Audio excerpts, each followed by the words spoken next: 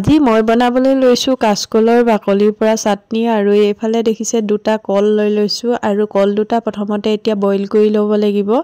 আৰু সেয়েহে অকণমান হালধি দি দিছোঁ যাতে কলা পৰি নাযায় আৰু এতিয়া অকণমান গেছটো কমাই দিছোঁ কলকিটা সিজিবৰ কাৰণে আৰু এইফালে লৈছোঁ পদিনা নগা ধনিয়া পাত আৰু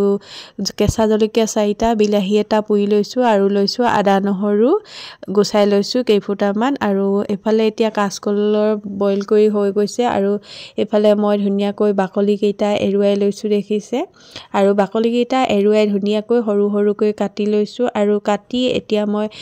গোটেই বস্তুখিনি মিক্স কৰি প্লাই পিছি লম ৰিংকু ব্লগ এণ্ড ৰেচিপি চেনেললৈ আপোনালোক সকলোকে স্বাগতম জনাইছোঁ আশা কৰোঁ আপোনালোক সকলো ভালে আছে আৰু মোৰো ভালে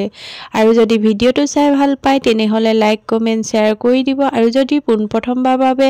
মোৰ চেনেলটো চাই আছে তেনেহ'লে ছাবস্ক্ৰাইব কৰি ল'বলৈ নাপাহৰিব আৰু লগতে ওপৰতে থকা বেল আইকনটো অল কৰি ল'ব যাতে মই দিয়া ভিডিঅ'ৰ নতুন নতুন নটিফিকেশ্যন আপোনালোকে পাই থাকে আৰু এতিয়া মই গোটেই বস্তুখিনি একলগ কৰি সুমুৱাই ল'লোঁ দেখিছে আৰু এতিয়া দিছোঁ সোৱাদ অনুসৰি নিমখ আৰু